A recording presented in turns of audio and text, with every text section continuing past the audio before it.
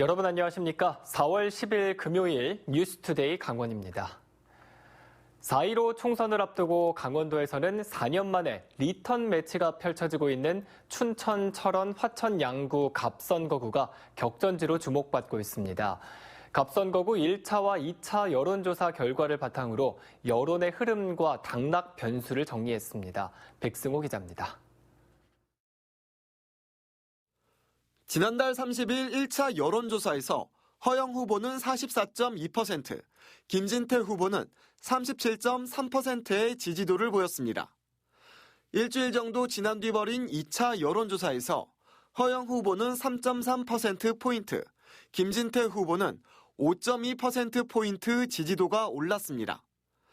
오차 범위 내 차이지만 1차 때 6.9%포인트의 격차가 2차 때 5%포인트로 소폭 줄어들었습니다. 줄어든 부동층과 정의당 엄재철 후보 지지도가 빠진 만큼 두 후보의 지지도가 올랐는데 미래통합당 김진태 후보가 1.9%포인트 정도의 지지도를 더 가져가면서 오차 범위 내 차이를 줄였습니다. 한마디로 두 후보 중 누가 이기더라도 표 차이는 5,000표 이내라는 전망이 가능합니다. 최대 변수는 세대별 투표율입니다. 허영과 김진태, 엄재철 후보 모두 세대별 지지도에서 큰 차이를 보이고 있습니다. 허영 후보의 경우 50대 이하에서 지지도가 높았던 반면 김진태 후보는 60대 이상에서 다른 두 후보를 앞서고 있습니다. 코로나19 사태로 투표율이 낮을 것으로 예상되지만 결국 세대별 투표율이 당락을 가를 것으로 전망됩니다. 2차 여론조사에서 반드시 투표하겠다고 답한 적극적 투표층이 60대 이상에서는 92.1%인 반면 18살부터 29살까지 유권자층은 66.4%만 반드시 투표하겠다고 답했습니다. 여론조사에서 나타난 후보 지지 강도의 차이와 선거 막판 벌어지고 있는 후보 간 네거티브 공방 등이 이번 선거 결과에 어떤 영향을 미칠지도 관심입니다. 앞서 거론한 여론조사는 춘천 MBC 등 언론사가 코리아 리서치 인터내셔널에 의뢰해 조사한 자료로 자세한 결과는 중앙선거 여론조사 심의위원회 홈페이지를 참고하면 됩니다. MBC 뉴스 백소입니다. 홍천, 횡성, 영월, 평창 선거구는 검경대전으로 불립니다. 서울경찰청장 출신인 원경환, 그리고 중앙지검 3차장을 지낸 유상범 두 후보 때문인데요. 초박빙 상황에서 이들의 공직 생활을 검증하기 위한 공방이 격화되고 있습니다. 어디까지가 사실인지 검증해봤습니다. 황구선 기자입니다. 미래통합당 유상범 후보는 우병우 사단의 대표적 인물로 과거 국정농단의 한 축을 이뤘다는 의혹을 받고 있습니다. 서울중앙지검 3차장 재직 시절 김학의 성접대 의혹 2차 수사에서 김 전 차관을 무혐의 처리했고 비선 실세 정윤회 국정개입 의혹을 청와대 문건 유출 사건으로 전환시켰다는 평가가 나옵니다. 정권이 바뀌고 중요 사건 부적절 처리 검사로 지목되자 검찰을 나와 변호사 사무소를 연 유 후보. 검찰 퇴직 1년 만에 버닝썬 사건의 열쇠라 불리는 클럽 아레나 탈세 사건에서 이른바 밤의 황제로 불리는 강모 회장의 변호를 맡아 구설에 오릅니다. 이에 대해 유 후보 측은 정윤회 문건 사건은 이번 정부 출범 후 직접 재수사를 요청했지만 거절당했고 김학의 사건의 경우 문 대통령 지시 이후 진행된 3차 수사에서도 결국 무혐의가 나왔으며 아레나 강혜정 변호는 곧바로 사임했다며 후보 자질하고는 상관없는 일이라는 입장을 밝혔습니다. 경찰 출신 더불어민주당 원경환 후보도 경찰 최고 수뇌부가 얼룩진 10년 전 이른바 한바비리 사건 연루 의혹을 받고 있습니다. 당시 강일학 전 경찰청장 등 경찰 수뇌부 5명의 뇌물수수 혐의가 인정됐는데 이들에게 뇌물을 준 유 씨가 사건 10년 만인 지난해 현직이었던 원경환 서울경찰청장에게도 뇌물을 줬다며 검찰에 진정을 낸 겁니다. 원 전 청장은 곧바로 유 씨를 무고 혐의로 고소했습니다. 유 씨는 원 후보가 고소 후 진정을 취하했지만 의혹은 끊이질 않았습니다. 원 후보 측은 유 씨 스스로 진정을 취한 사건이고 검찰 역시 사건을 종결했다고 밝혔습니다. 확인 결과 당시 진정을 접수한 서울 동부지검은 작년 7월 유 씨의 진정 취하 직후 사건을 더 이상 조사 필요성이 없다는 뜻의 공람 종결 처리했습니다. MBC 뉴스 황구선입니다. 중3과 고3만을 대상으로 온라인 계약이 시작됐습니다. 온라인 계약 첫날인 어제 접속이 폭주하면서 로그인이 지연되고 동영상 재생이 멈추는 등 불편이 이어졌습니다. 강화길 기자가 보도합니다. 올해 중학교 3학년이 된 고의연 군. 학교가 내준 지침에 따라 EBS 온라인 클래스에 접속해 미리 올라온 동영상 수업을 봅니다. 선생님과는 수시로 핸드폰으로 문자를 주고받으며 궁금증을 해소합니다. 학교가 아닌 집에서 컴퓨터로 시작한 수업이라 어색한 건 어쩔 수 없습니다. 하지만 스마트 기기에 익숙한 세대답게 금세 적응하고 수업에 집중합니다. 그렇지만 사이트 접속이 제대로 안 되고 동영상이 재생 중 자주 끊기는 것 때문에 불편을 겪었습니다. 약간 신기하기도 하고 조금 약간 불안하기도 하지만은 그래도 그런 것들은 상황만큼 좀 감수해야 된다고 좀 생각을 하고 있습니다. 또한 오전 한때 강원도 내 학교 홈페이지 대부분이 먹통이 됐습니다. 이 때문에 학교 홈페이지에 올려놓은 온라인 수업 관련 공지사항이나 과제물 제출 방법 등을 볼 수 없어서 혼선이 빚어졌습니다.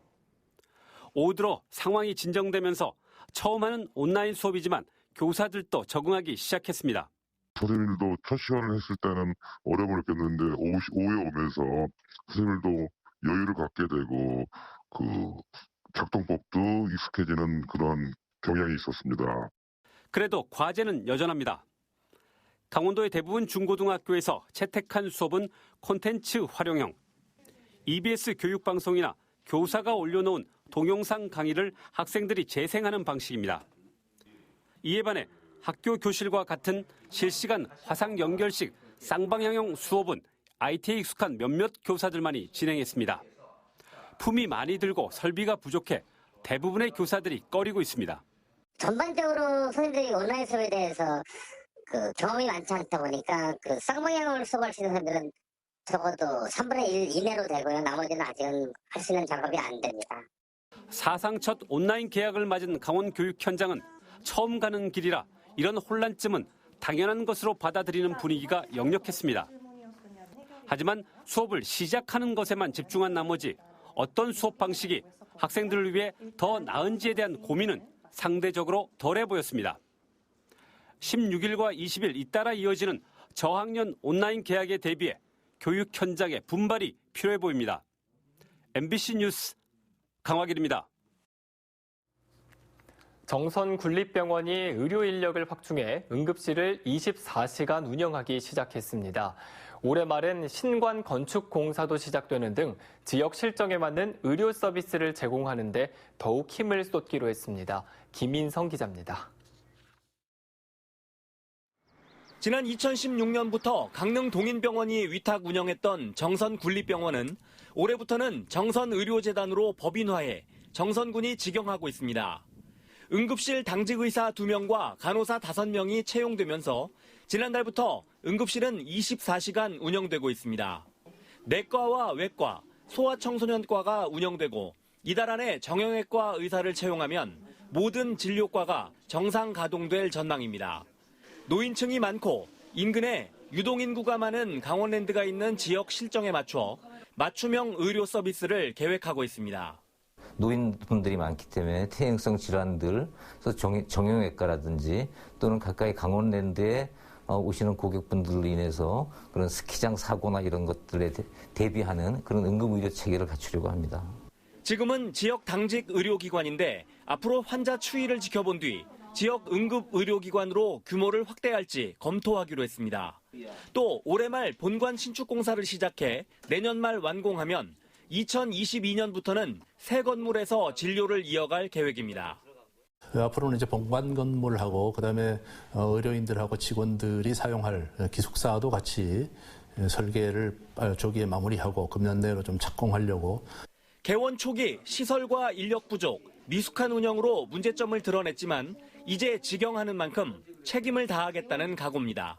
인력 채용을 거의 마무리한 정선군립병원이 24시간 응급의료 체계를 갖춘 채 지역민들을 위한 맞춤형 의료 서비스에 나서고 있습니다. MBC 뉴스 김인성입니다. 오늘과 내일 이틀 동안 도내 196곳의 투표소에서 사전 투표가 실시됩니다. 투표 시간은 오전 6시부터 오후 6시까지로 선거인은 주민등록증이나 여권, 운전면허증을 지참해 전국 어느 사전 투표소에서나 투표할 수 있고 투표소 위치는 중앙선관위 홈페이지에서 확인할 수 있습니다. 강원도 선관위는 사전투표 전날인 어제와 사전투표일인 오늘 투표 마감 뒤 방역 작업을 실시하고 선거인은 투표소 입구에서 발열 확인을 거쳐 위생 장갑을 착용하고 투표소에 들어가야 한다고 밝혔습니다.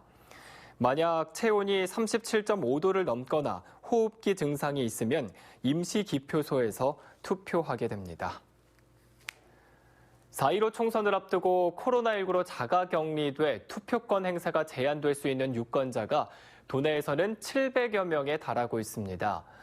강원도에 따르면 지난 2일 이후 접촉자나 해외 유입 등으로 자가격리된 사람은 729명으로 선거일인 15일에도 자가격리를 유지해야 합니다.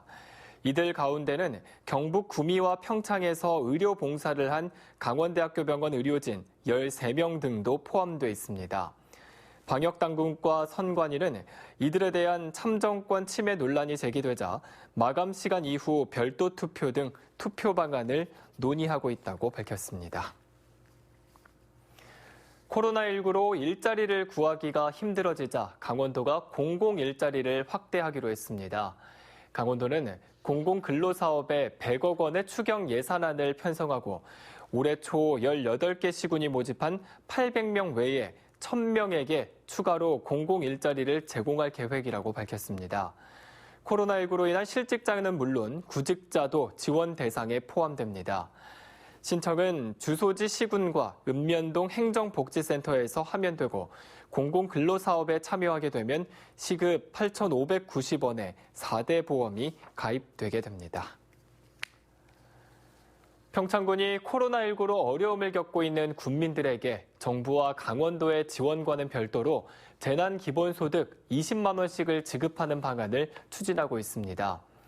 이를 위해 필요한 예산 84억 원을 추경 예산에 긴급 편성하고 의회의 동의를 받아 정부의 긴급재난지원금 지급 시기에 맞춰 선불카드로 지급할 예정입니다. 평창군은 재난기본소득이 소비활동으로 이어지면서 지역 소상공인들에게도 큰 도움이 될 것으로 기대하고 있습니다. 코로나19로 인해 전국 단위 스포츠 대회가 연기 또는 취소되면서 지역 경기 침체가 깊어지고 있습니다.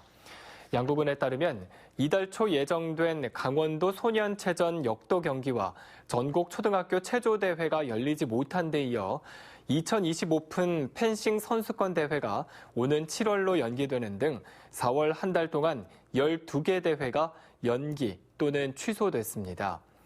이에 따라 양구를 찾을 예정이었던 선수와 임원 4,800여 명의 발길이 끊어진 상태입니다.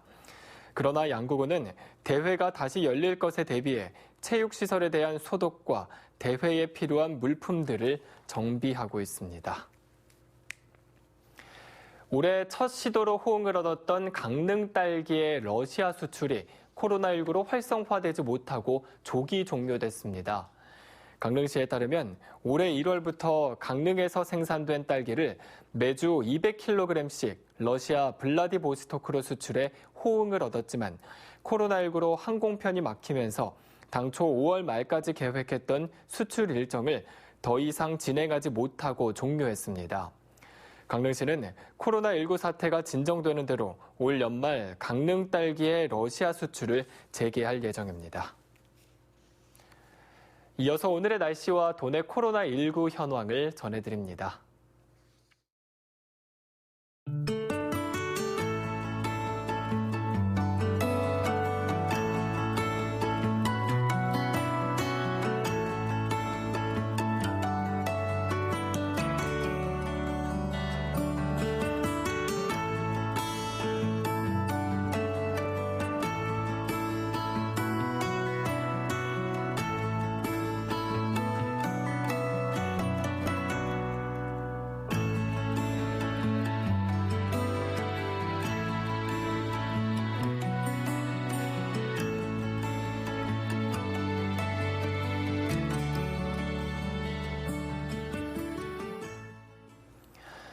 지난 1분기 강원도 내 교통사고 사망자가 역대 최저치를 기록했습니다.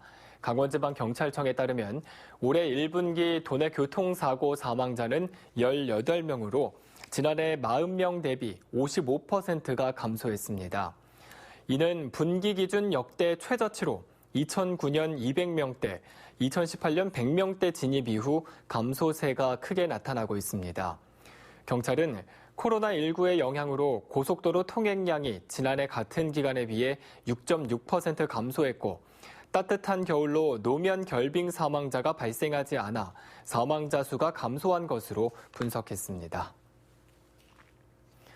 동해 펜션 폭발 일가족 사망 사고와 관련해 펜션 운영자가 구속 기소됐고 3명은 불구속 기소됐습니다. 춘천지검 강릉지청은 지난 1월 7명의 사망자를 낸 동해 펜션 사고와 관련해 66살 펜션 운영자를 업무상 과실 폭발성 물건 파열죄 등으로 구속 기소하고 종업원과 가스 공급업자 등 3명은 같은 혐의로 불구속 기소했습니다. 검찰은 펜션 폭발 사고는 자격 없는 종업원이 가스레인지를 철거하고 펜션 운영자가 가스 배관 마감 조치를 하지 않았으며 가스 공급업자는 안전 점검을 하지 않는 등 과실이 겹쳐 발생했다고 설명했습니다. 방사광 가속기 구축 사업에 춘천을 비롯해 포항과 나주, 청주 등 4개의 지자체가 유치 의향서를 제출했습니다. 과학기술정보통신부는 이들 4개 지자체의 제공 부지를 대상으로 선정평가를 진행할 계획이라고 밝혔습니다. 강원도와 춘천시 등은 방사광 가속기를 남춘천 산업단지에 구축하기로 하고 유치 계획서 제출 준비 등 다음 달 선정평가에 대비할 계획입니다. 한편 더불어민주당 이해찬 대표는 정부 공모사업인 방사광 가속기 구축 사업에 광주, 전남 유치를 약속했다가 강원도 등의 항의가 이어지자 공정한 경쟁이 보장되도록 하겠다는 의미가 잘못 전달된 것이라고 정정했습니다. 양양 낙산 도립공원 해제 지역 군 관리계획 심의 결과가 이달 중순쯤에 결정됩니다. 양양군에 따르면 2016년 낙산 도립공원 해제 이후 군 관리계획안을 수립해 지난해 강원도에 냈고 최근 현장 실사가 진행돼 이달 중순쯤 강원도 도시계획위원회에 심의가 열릴 예정입니다. 이상으로 뉴스투데이 강원을 마칩니다. 고맙습니다.